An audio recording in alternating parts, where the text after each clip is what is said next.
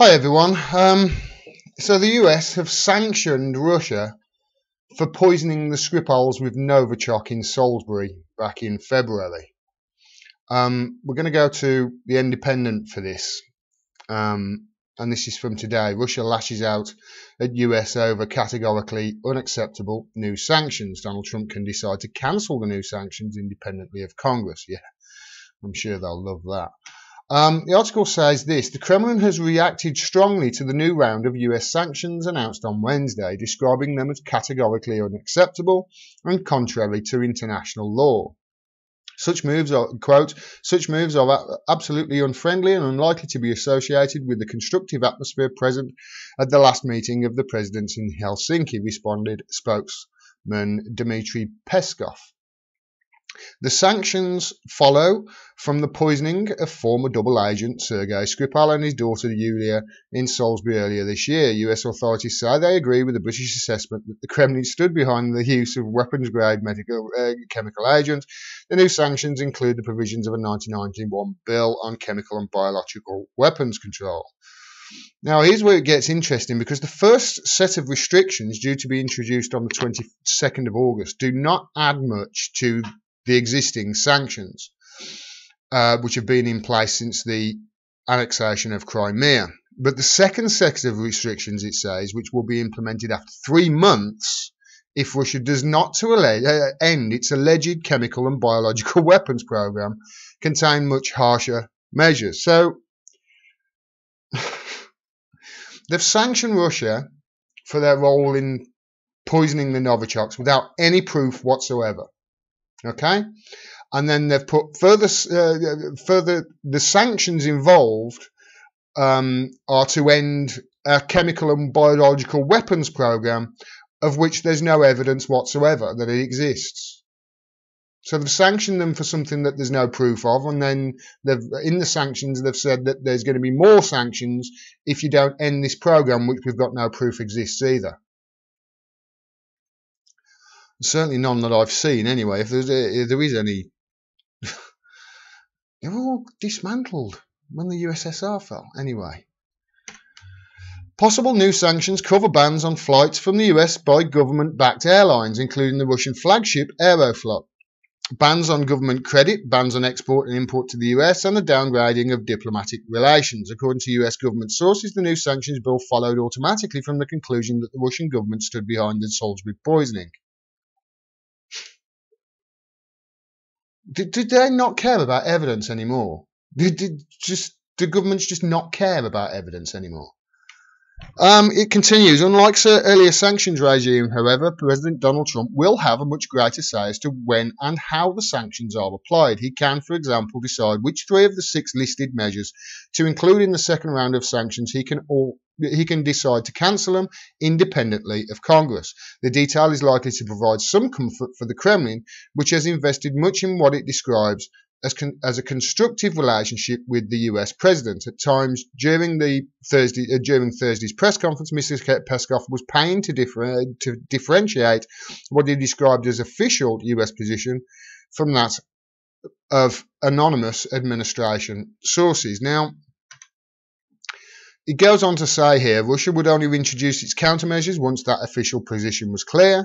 Regardless, Russian markets have already responded to the prospect of 3 months of uncertainty. So before these sanctions come in, there's uncertainty. Aeroflot shares are down. The ruble has obviously fell. These are going to have massive consequences, not necessarily for Putin or the oligarchs in Russia. The people who are going to suffer are going to be the poor. You know, obviously, Aeroflot and companies are going to lose money, but it's the poor that are going to suffer the worst.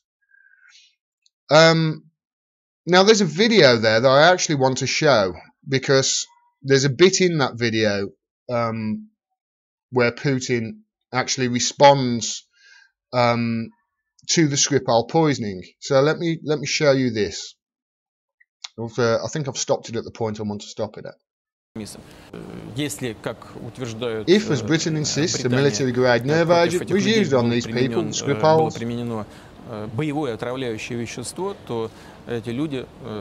they would die in minutes or seconds on the spot. Этого, слава богу, не произошло. Thank God this hasn't happened, but this means we're dealing with something other than a military-grade nerve agent. Now, that was Putin. I think that was at the phone-in he did recently. He does this yearly phone-in where members of the public can phone in and ask him questions, and I think that was it anyway, but it's quite kind of recent. But that's the truth. That was my argument all along. If this is a nerve agent, it's the shittiest nerve agent ever to have, been developed. Now, the problem with all this, and one of the problems, there are multitudes, but one of the problems is, obviously there's no evidence, and the second problem is, America haven't got a very good recent track record in blaming people for chemical attacks. There was 2012, when it was common knowledge that Assad had gassed his own people, in 2012, and Obama went to the Senate and said, can I bomb Syria? And the Senate said no. And then a year later he did it anyway. But that has come out recently, as I've shown before. I haven't got the article to hand, but I will leave it in the comments. The United Nations report came out and said it was most likely the rebels who did that attack in 2012. And that just got totally unnoticed, and people in the media still say, hey, he gassed his people in 2012, when there's no proof. And then there's the most recent one in Duma. Remember, let's just get back to what they said about the Duma attack. Duma's symptoms consistent with nerve agents, the US State Department. See, they're saying it's a nerve agent. And then, obviously, the United States struck Syria without certainty on sarin. So this is what they did. The three countries struck Syria. US says it has proof Assad's regime carried out the Duma attack, they said around that time. This is back in April. So it was all certain that, hey, it was done. But then the OPCW report came out and said this. The results show that no organophosphorus nerve agents or their degradation products were detected in the environmental samples or in the plasma samples taken from the alleged casualties. So it wasn't sarin, it wasn't a nerve agent. They said that they collected various chlorinated organic chemicals, but chlorine is found everywhere. It's found in cleaning products, it's found in, I think, fire extinguishers, it's found everywhere. So that could be anything. And they obviously, the OPCW said that they tagged everything, they sorted out the chain of evidence, and they were going to test them even further. Didn't stop the BBC doing an article saying, hey, it was chlorine gas that was used, but which is just wrong. So they haven't got a very good record of actually getting things right. The US haven't, or the UK. This is pathetic. And what's most pathetic about all of this is when I was reading this. When I was reading this article by The Independent, and I was finding out about it, I thought, you know what?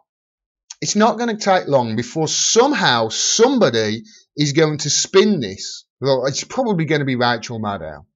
Somehow somebody is going to spin this to say that this is proof that Donald Trump is Putin's puppet. I didn't understand. I thought somehow they're going to do it.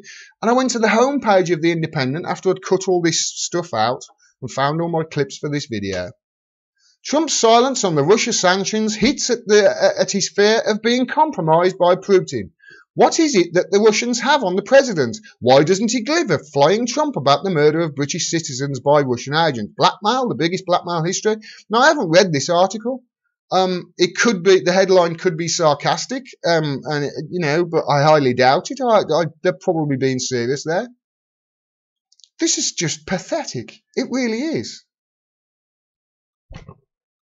You can't just sanction countries without evidence. This shouldn't be allowed. They do it over and over and over now. And I think more importantly, with these sanctions on Iran, for instance, saying that anybody else who deals with Iran, they're going to face, trouble from the US. You can't make that statement. China have already come out and said, screw you. We're going to continue dealing with them. I hope this all boils over, and I hope Trump has got the guts and the fortitude to actually just say, no, this is ridiculous. There's no evidence of this. Where's the evidence? I hope he does. I'm not holding my breath, though, and I highly doubt anybody else should. If you enjoyed this video, please click the bell down there and subscribe so you get a notification of next time I drop a video. Also, I can't do this without your help, so if you can afford it and you enjoy my videos, please support the channel by subscribing to my Patreon. Link is down there. You can do it for as little as $1 a month, and it really does help. If you can't afford it, that's fine. Please share my work and talk to other people about the issues that I bring up. Thanks very much for your support. Until next time, peace and take care.